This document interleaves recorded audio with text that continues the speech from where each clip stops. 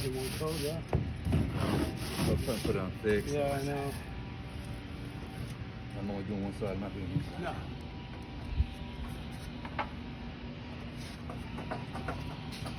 So here we have a customer that just installed a new AC, and we're in Scottsdale.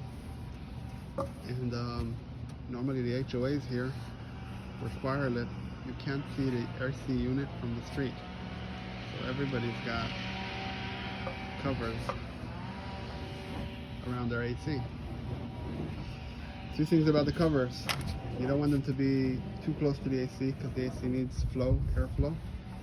And the second thing is you don't want it all the way to the ground because the 2 days of monsoon never get here a year. You want the water to flow out. The HOA normally requires it to be the same color of the roof or something that doesn't stand out. And that is what Kelly is doing right now.